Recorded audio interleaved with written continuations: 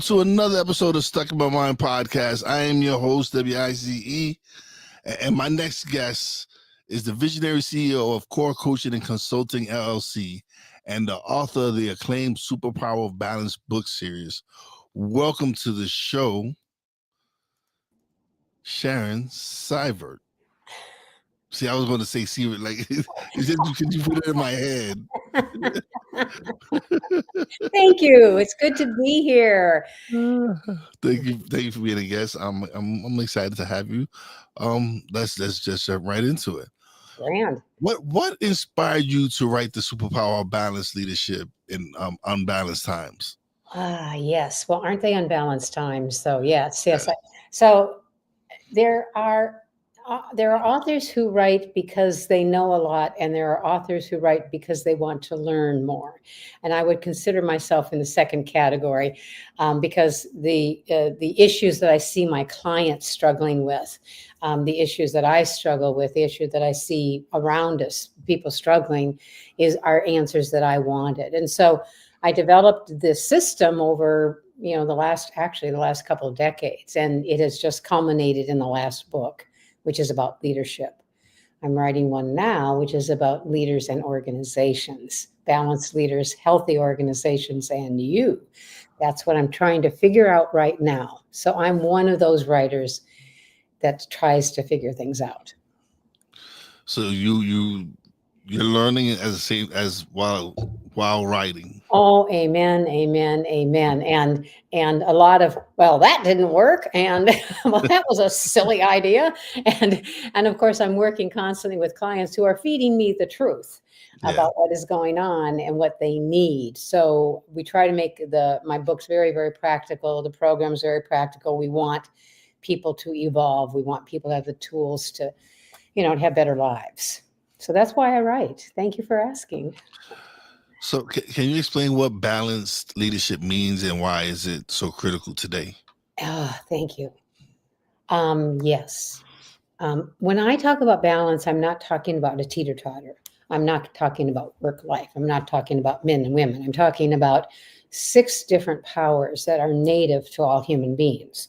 So if you think about the center and the 4 directions and then the whole that holds that compass, this is a compass for us to lead healthier lives and happier lives. So the powers that give you balance are codified. The ancient people codified that, and they said this is how you can be healthy and happy. And it's all over the world. This image is all over the world. So it's something that when I talk to people about this, if it's children, they get it very fast. If it's CEOs, there's a little blip because they've never heard of it this way, and they learned something else when they got their MBAs, right? But this is something that people understand because it is native to us as human beings. In fact, we think it's so old that the image comes from our center, our core, and the 4 directions, which are our limbs. We think it's that cave people drawing something like that showed health. So that's how I help people. And that's what the Superpower of Balanced Leadership is about, that we have this ancient knowledge that we really should pay attention to. So how does your Superpower of Balanced Leadership program help executives and organizations grow? Right. So we help people who are like senior leaders in organizations or people starting their own new businesses. Mm-hmm. And we help them redesign things from the inside out. So when we go in, someone wants to start a new business, what we want, for example, we want to make sure that they have their core very well defined. Why are you going in business? I mean, what's the point of this business? How will it differentiate? What is it supposed to do? And that its values are really clear and it really reflects the founder's gifts. Okay. And so that's the core of the organization. It has to be a reason for it to be started because, oh my God, there's going to be so much mishigas in the years ahead when you're trying to do this. There's going to be so much work you have to do. So that purpose of the organization, it has to hold you through this. That will carry you through. Your core will carry you through. And then we help them with the vision, which is that element in the power that's in the east, uplifting you. What could it be? What are all the things you could do? And a lot of entrepreneurs I work with, business owners I work with, they can do that one really, really well because they have all these ideas about the things they're going to be doing. And we want them to do that. And then we need to rein them back and put them into like, okay, now we're choosing our priorities. People in the workplace that get exhausted because their managers are not prioritizing for them.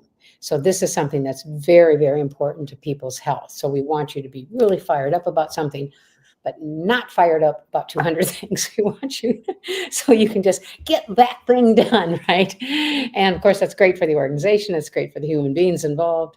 And once people are aligned on this thing they're doing, that mission, then they have their interactions are clear. They know who's doing what. And then they can make a day-to-day plan that will get it done.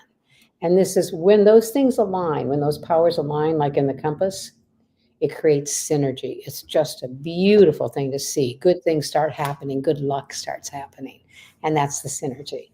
So that's the process in a nutshell. Zip, zip, zip. That's our roadmap. Awesome. How has the experience of being the CEO of Core Coaching and Consulting shaped your leadership philosophy? Okay, so yeah, that's beautiful because I have to hold that, don't I? I have to embody that. I have to face these things constantly. So how are we reflecting our core? How are we doing that work? What are we bringing into the world? So when you're doing this, you're constantly inquiry. You're constantly asking yourself about these things.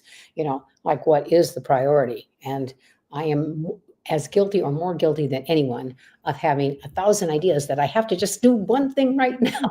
So I have to put a little string on that balloon and bring it down. So I sometimes say to people, I'm the poster child for my own work because it holds my own feet to the fire constantly that we live this work. And it's beautiful. It's wonderful when you do, because it is a very powerful model. There was a man by the name of Alan Deutschman who talked about change and talked about creation and change. And he said, when someone wants to change or make something, only 1 in 9 is going to be successful. And he did his research based on the people who left the hospital after their bypass surgery and didn't eat red meat for about 2 weeks. And they went back to their alcohol and their red meat. And he found that certain things worked. And our model reflects that. Our model reflects that you need to reframe the situation. You need to relate to people differently or relate to different people, and you need to repeat the behaviors that you say. So those are the kinds of things that lead to greater odds. That's why we're so confident and have had such a great luck with this model. It's a very easy roadmap for anyone to follow.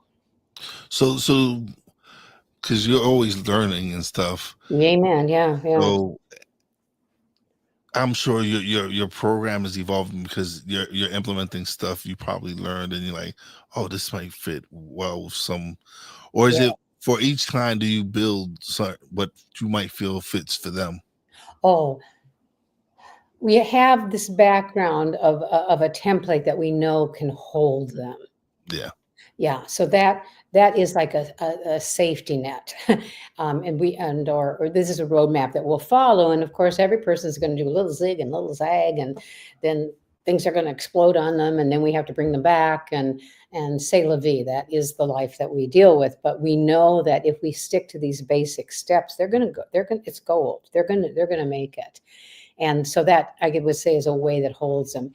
It's almost like every person that we work with, it's like creating a safe space for them. We created a space where they can say, this is really what I want to do with my life. And no one's going to laugh at them. Everyone's going to work in the community we have to make that happen for them. And you talked about learning. This is the one thing I learned over these last years is I created a community of my clients because I wanted them to have more than I can do in just our one-on-one sessions. Okay, that's kind of limited to emergencies. We have these emergencies to deal with, right? But I wanted to be, really be able to give them the full weight of what I've been developing for decades. And a funny thing happened on the way to this, which is that they developed a community that is supporting each other.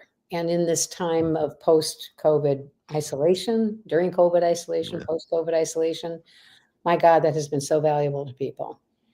I didn't expect that, but we are having a wonderful professional and personal community. Oh no, it's amazing because even in the podcasting community, it's just been a blessing because I've met so many people, and it's amazing how when you and someone else take a similar journey, because being an independent podcaster, there's so many things you have to, just like how you talk about how you was learning stuff and doing clips and all. It's not so when you have someone else to discuss those experiences with, Yes. it's like, oh man, yeah, okay, I get it. And I've been able to connect with people who've been doing it much longer than I have, and have shown me different things. I've had people see that I'm dedicated to my podcast, and they're beta testing a program that they're starting, and they'll go, hey, Wise, I want to offer you this opportunity to take this beta course from me, and from me taking those courses, I've learned so much. Mhm. I've learned how to collect emails, how to do weekly sending out weekly emails about what I've done for the week as far as a production company, with episodes, with clips, and so now I've built a community as well Yes. with the things that I'm doing, and honestly, I didn't know any of this. I didn't know where to start. I didn't have experience. Like I said, I'm a table games dealer. I didn't know anything about. This is not This is not my. not This your wasn't day my to realm. day. Yeah, this was in my realm, and I decided to dive right in and invest in myself. Like I said, I've taken courses, I've done different things to improve on what I'm doing, because I enjoyed it so much. And then being able to put out the content I put out, and people respond to it, and people get from it. And when I receive messages from certain people when they enjoy an episode, and I'm like, oh, it feels so good, because prior to this, I didn't really have a purpose. I didn't know what I was what I wanted to do with my life. But now I get to put out this content and hopefully inspire people to whatever they want to do, and being able to create this platform and have people respond the way they have. It's amazing to me. I love that story, and it's beautiful when that happens. So you've really found your destiny, and this is the kind of work that I like to do with people in the balanced leadership programs. That we do have real certain gifts that we come into when we're born. Our brains are encoded to do certain kinds of work. When we find that work, we are happy. We don't find that work, we're crabby. Okay, so there was a longitudinal study. For your listeners, what you look for is, what were you good at when you were a child, or maybe up to middle school? Those are the little breadcrumbs that will lead you to a sense of your purpose. Now, the reason, like you said, the having a purpose, that really rang a note for me here, is that there's something called eudaimonic happiness, which is purpose-driven happiness, and the Greeks said that this is like your soul's desire, your soul's purpose. This is really who you are. You are living your purpose, or as a scientist would say, this is what your brain was encoded to do. When you find that, it's just like those beer commercials. Doesn't get any better than that, right? I was going, these guys, it's a funny commercial, but they really are onto something. It doesn't get any better than that. Yeah, And so that's it. That's the you, that it means indwelling spirit. You, and then daimonic means a spirit, indwelling spirit. This is who you are. So whether that's your core, so we call it also core happiness. And boy, we want people to have a lot more of that. And when you come across it and you're making it, there's, yeah, you're always learning. It's always exciting. You get to meet these wonderful people. You're forming community of like-minded people, and it's fantastic. It's a life well lived. Oh, it's been just the relationships that I've been able to build throughout this, and a friend, someone I connected with through podcasting. He's had a dream of opening his own podcasting theater, which he did in Pittsburgh this year, and to be able to go and do live shows from his theater Oh my God. for the weekend of International Podcast Day, which we did Saturday and Sunday. We hosted an event from his theater. We streamed it live. I did a live show from the theater. Another friend of ours that came from Ohio, she did her live show, and to see him actually and he's been talking about this theater for years, and to see him actually go out and go put it and make it happen. I love it. And then next year our goal is to actually have more shows come to the theater and we're to stream it out live again. It's beautiful. It's really beautiful. So it's both your specific purpose and meeting with all these other people who are your community, your tribe. These are your tribe members. And they are all helping each other. It's a wonderful thing. And this, I think, is a huge kinds of initiatives that we're going to see to create revenue streams, to create new economies with people, doing their own unusual off the beat thing, but then forming these communities, and they're doing it together. And oh my God, they're making money, and they're doing. So I have I cannot count the number of people I have who do not fit well in their jobs. The jobs have become too small for them. And so they've hit this lid. And what we do together is say, what is next for you? What is your destiny? What is it that you are built to do? And then we create it with them. And I believe that this is a massive revenue generator because these people would otherwise, just kind of give up and put in put in the work and not do anything else, right? It's definitely been when we talk about just like I said, even within the last 4 years, yes, the pandemic was horrible, and but afterwards it's also given people so much different opportunities to be able to, like you said, make money being a creator and using live streams and building something that they might have not built had it not exploded the way it has after. Yeah, and this is genius. I mean, people are letting out their genius. So there was a man by the name of Charles Handy who wrote The Age of Unreason, and he was a futurist, and he said that the big corporations were going to have fewer and fewer people in their center. They were going to have more contracting happen. And this was like 20 years ago or so, he wrote.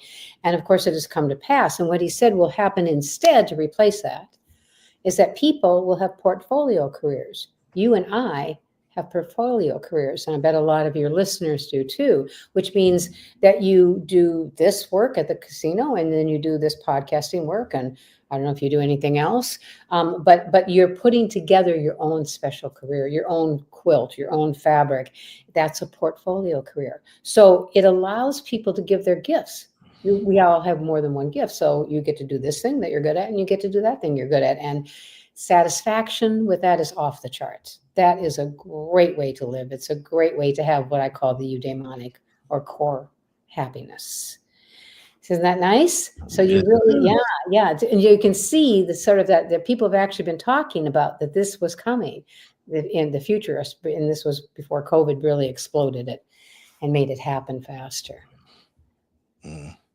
What would you advise leaders who feel overwhelmed by the fast pace of today's business world? Oh, I have tips for them. I definitely have tips for them. Yes. These are the people I deal with. They are all overwhelmed. And the first thing that you need to do is you need to just sit down and shut up. You just need to stop for a little bit. And you need to do what I call a neural interrupter, a neural interrupter. So we have to stop the patterns, the mind that's going ding, ding, ding, ding, ding, ding, ding, ding, ding, ding, have to do this, have to do that, and the crazy making stuff, right? The noise, all the white noise. You have to find ways in your life to stop that, or you will be driven mad and you'll drive everybody around you mad, and then you'll die because you're exhausted. So, what we have to do is really bring people back from the brink.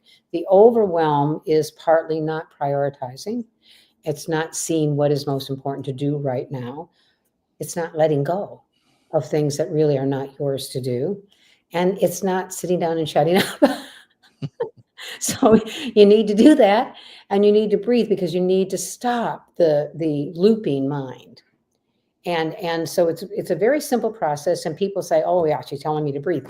Well, if you don't, you're going to die. So I need you to just to stop, not think about anything, not analyze it, not figure it out. If you're quiet, your intuition will tell you what to do.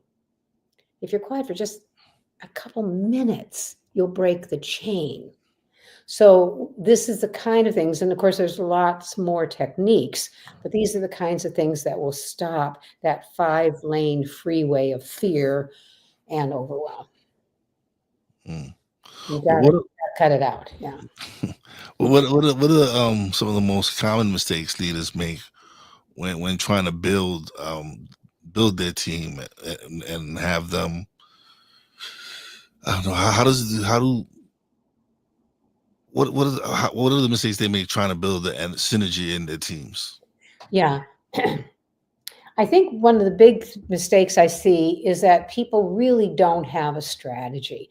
They really don't have an inside out strategy. If you have an inside out strategy, things are more logical. They flow together. And sometimes just putting people on a team because you need to fill slots, you got the wrong people in your group and you have not even started to have trouble. If you hire the wrong folks, they're not aligned with the core or the vision or the mission of the organization, you're screwed. I mean, sorry, I can say that, right? You are just, Yes. Oh you are yes, that's dead fine. meat. Yes, you can curse. You are dead, you're That's just dead meat. not really a cuss word, but yeah, that's fine. Having that inside out strategy covers a multitude, prevents a multitude of sins. It keeps you from making decisions out of fear. Well, I have to have someone in that spot, and this person has the credentials. But the truth is, I really don't like him very much.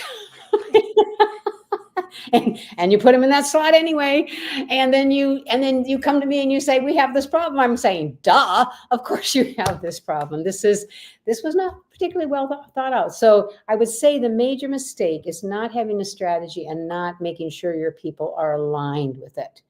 If they're aligned with it, then things will naturally follow. Yeah. You see, so that's what I would say about that. Okay. Was that what you're looking for? Yeah, that's what. Listen, whatever you say, it's great. How can leaders foster trust and collaboration among their teams while still pursuing ambitious business goals? Well, my philosophy is that those are natural outcomes of each other. If you have the trust, if you're trusting yourself, if you're not operating out of fear, which makes you stupid, right? If you're operating out of a calm state, God, people are going to want to be around you. They are going to want to work with you. They're going to be loyal to you because the world is short on sanity. So if people find a place that is sane and respectful, and people then, of course, can get their work done. People want to do good work. They want to do good work. They want to have a purpose. They want to have meaning. They want to be respected by their colleagues, but they do have to trust them. And so part of what we do is make sure that the organization is healthy, that it is safe in many ways. So at the core, we make people safe by allowing them to be themselves. How many people do not feel they can be themselves in the workplace or even at home in many cases? So at the core, that's the first thing. We make you feel safe to be yourself. Then there's with the vision is that you're safe to express your ideas and your beliefs. So are you safe to do that? Is it okay in this environment? And with all of the, stuff around politics these days, a lot of places don't feel very safe to say what you feel about things. So that's part of what a leader has to make sure that you do.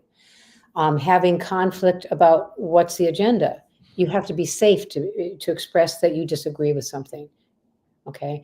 And then you have to be safe to form relationships, and then you have to be safe to be supported by the system to do your work. You need the resources. Are you going to have the equipment that you need to get the work? Are you not going to be blamed if you don't have the equipment that the company should have given you to get your work done? So there's all of this issue of safety that will help build the trust you talk about. That'll build the loyalty that you talk about. When people will jump over each other to get into those organizations and work with those leaders. Okay. What role does self-awareness play in becoming a balanced leader? Everything. It's everything. You can't go around not being aware of yourself or what your effect is on other people. You have to be, self-awareness is key. And it's a great thing. You talked about how much you love learning. This is learning about yourself. This is the deepest, longest journey. There's a bottomless pit of things to learn about yourself, and also about how you can improve yourself, and what do you need to do to be kinder, do to be less abrupt, or do to just to be good in the group. I once had a client who was a little bristly, and I went into her organization because their company was paying for me to coach her, and I was greeting people, and they said, "Oh, you're the one who's making her nicer." And I thought, that I'm putting on my business card. So when you're self-aware, you didn't realize it, that when you said that to people, that kind of put their back up. You didn't realize the harm that you were doing. So self-awareness is a beautiful journey of coming home to yourself, the best parts of yourself, that calm, good you that you want to be. Yeah. And knowing when you're out of that. So when you're in balance and when you're out of balance, when you're in ease or when you're in dis-ease, unease. So we try to get people into that balanced and easy spot.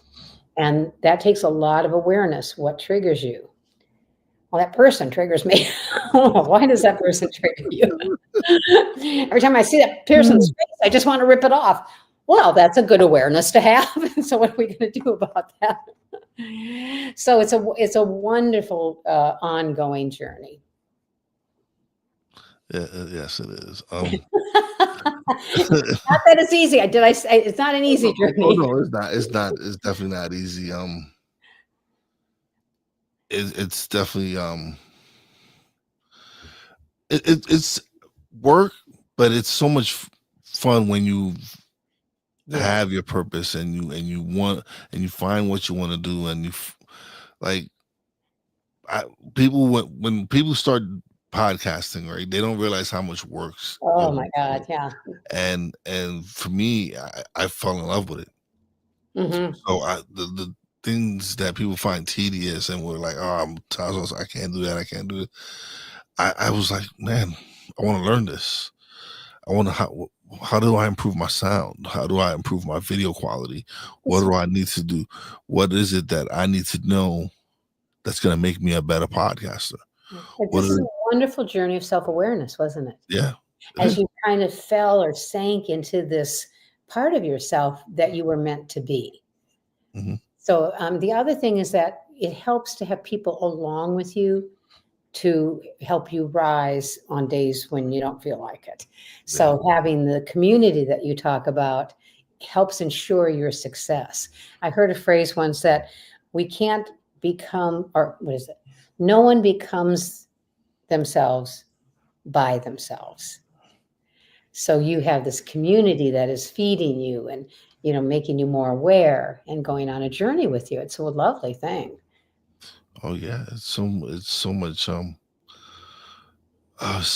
such a rich experience. It's making connections and friendships that you already see that these are going to be lifelong friends. These are people that Yes. you're going to be able to build with, and that you would have never met had you not started this journey. And Yeah. so to be able to have that experience and connect with like-minded people, and connect with people that know what you're experiencing, Yes. and Yeah.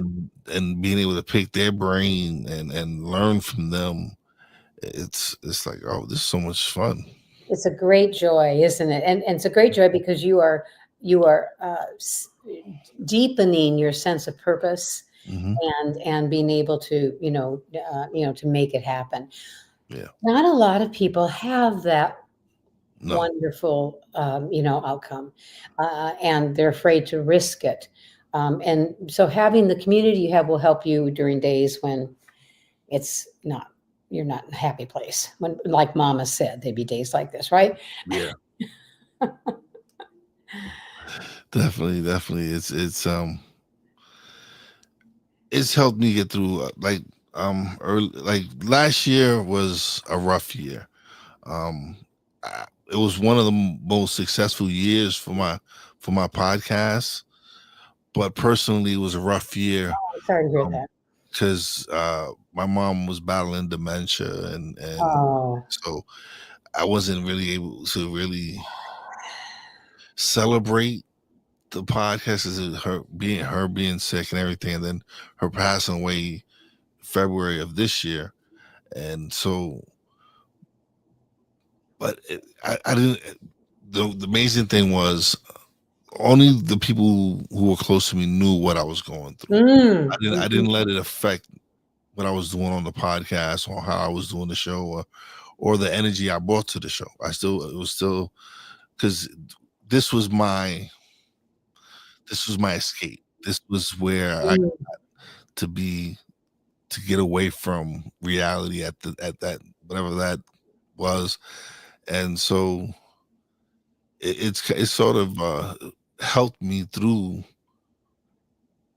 last year, and now it just makes me appreciate it even more, that the people that were very supportive of me were people in the community that mm. know about what was going on and what I was going through, and them being there supportive, and encouraging me. And so that just made me want to come when I did the show, just come and kind of just escape for Right. Yeah. whatever amount of time it was. And this much better than drugs and alcohol, right? Yeah, oh yes. This is Yeah, a high in its own. this This is is a a high high in its end, own. this is Yeah, a high level escape, right? yeah. Exactly. Well, kudos to you. And your mom, I would be not surprised if she would have been incredibly proud of what you're doing, despite the difficulties that she was putting you through. Does that make sense? Yeah. That she would be very, very proud of you. Oh yeah, no. I was blessed to have her for as long as she was 84. Mhm. So she lived life, and she was a prime example of someone who was very my mother was very giving. She was someone Mm. who her doors were open to everyone. And Anytime think, yeah, somebody, think of what you're doing with your podcast. yeah. What you just said about your mom is what you're doing with your podcast. I didn't mean to interrupt you, but Oh it no. just was a little lightning thing there. The Yeah. door is always is open to everyone, right? Mhm. And a very giving person. Yeah. And that's where I get it from. Is from her. It's seeing her example of, for we had so many different people sleeping on our couch, because they were coming from Puerto Rico, and they were just making the transition in here. Like her house was the transition house where they would come here, and then they'll go on to the next phase. But it was it It's but her it own Underground Railroad, right? She was. yeah, like yeah, like a lot of our relatives from Puerto Rico, they would come, and Mhm. this is what they stood at my house. And yeah, she like I said, she was very giving. She gave a lot, and people loved her. And Well, I have to say, I think you're carrying on in the spirit of her tradition, in this other modality. Yeah. Yeah, so I think it's quite lovely. And even though that was a difficult transition, it seems almost part of a fabric for you Yeah. and your family. So what how do aspiring leaders avoid burnout while achieving success? They have to sit down and shut up. I keep A coming lot, back to a that. lot of it has to go. They need to do them and just sit down and shut. Yeah. Yeah, no, I mean, hello. So if people are constantly pushing themselves, and this is not the way we are built. We can push ourselves for a short distance, but then to save ourselves because someone's chasing us with a gun, that's a great idea. You need to do that, but if you're doing that constantly, your body is going to break down, your mind's breaking down. It's not thinking as clearly. Your spirit's definitely breaking down, and your relationships are breaking down. So you just got to cut it out. It's sort of like with athletics. Sometimes you need to slow down in order to go fast, right? You need to slow down and stretch those muscles and everything in order to really run a great race. But you need to be very deliberate about when you're doing what. So if people are constantly in that fight, flight, freeze, and fawn mode of pushing themselves, it's going to end badly. And people just think, well, I can soldier on, God bless you, but I don't think so. I don't think this is a good thing. This is going to come out in disease and in bad relationships and in mistakes. So what we need to do is couple all of these powers I talked about. So we're not going to, this is not a Zen center. You're not going to sit down and meditate. You're just going to sit down for a little while to gather yourself, and then you're moving into action and you're moving into plan. So we don't want you just to move without doing that. And we want you to gather your best intelligence as you go forward. And then you're not going to burn out. You're going to know, you're going to pay attention, be aware, self-aware, you were saying, right? Yeah. Of when your body's giving you signals about it's time to close the computer tonight. It's really time, because this is not working anymore up here. It's just not working. Does that answer your question? Oh yeah. No. Yes. Great, Yes. great. Listen, I believe me. From what you're saying, you're an expert in what you're talking about. So yes, I'm sure you've answered the questions just fine. Yeah. Um, how does your book series empower leaders to rethink their approach to leadership? Because you have more than one book. Yeah. So we are addressing most of our work, my colleagues and I, to emerging leaders or traditional leaders who want something new. Okay, because our approach is holistic. We want to deal with the whole person, the whole leader, that whole team, and the whole organization in a continuum. Because if we go in and we do an intervention here, it's going to ripple out positively to the others. So we want people to think in that holistic way. And if they do, then we're going to have really great results. But it has to be someone who is not hard on, from a really traditional hard delivery of results, saying we believe we can deliver better results if we take the holistic approach. Okay, we're not for people who separate mind and body and push themselves too hard or push their people too hard, so to the point of exhaustion. So we are an alternate way of going in to get, I think, great results and long-lasting results that better suit today. The old systems worked really well in the past, but boy, things are moving so fast now. We have all of these factors coming in. We have all this international stuff going crazy. We need some different forms of leadership to get through this, is my opinion. Okay. And since you're asking me, I'm giving you my opinion. Because I can do that on your podcast. Yes, you can.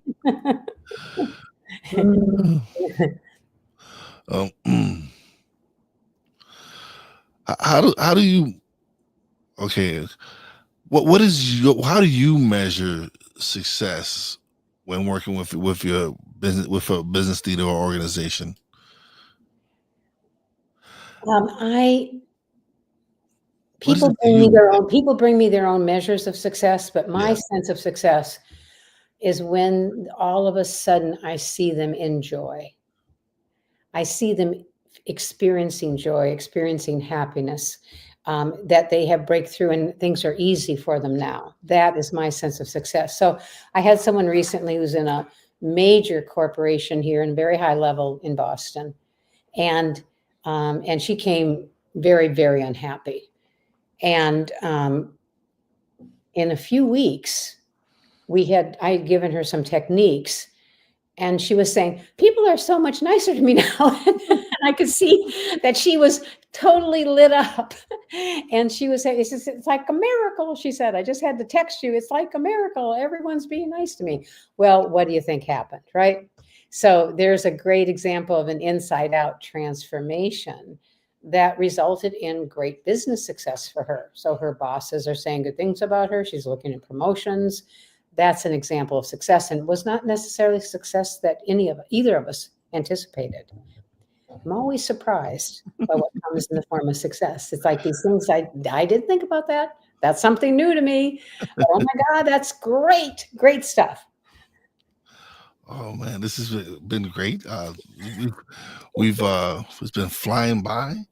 Um, but thank you so much for being such a wonderful guest. It's Thank been you. an honor having you. But now it's time of the show where you get the solo screen and you get to plug away and let people know exactly where they can find you, where they can check you out, everything. Okay, great. Okay, it's Sharon Seivert, and you can contact me on LinkedIn. I love meeting people on LinkedIn from around the world. You can also go to corecoachingconsulting.com. That's www.corecoachingconsulting.com, and get all kinds of free things from us: free leader report, free career report, all kinds of videos. You can go to our YouTube channel and get free videos there too. And we are just launching a series called At the Crossroads, Caring for You at the Crossroads. And you can go there to get little healing techniques to make your days better and any difficulties you have in the world dissolve. So that's probably enough about me.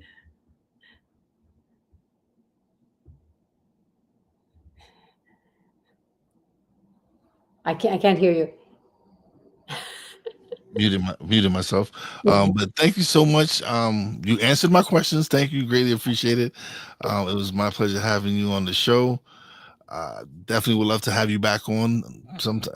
Maybe when Oh, you write maybe the in new the book. next book. The When you next write the new book, yes. When you write the new book, book. you could come back on and we could talk some more. I'd definitely love Oh, to that have would be you. lovely. And in the Okay. meantime, I just want to wish you well in your portfolio career.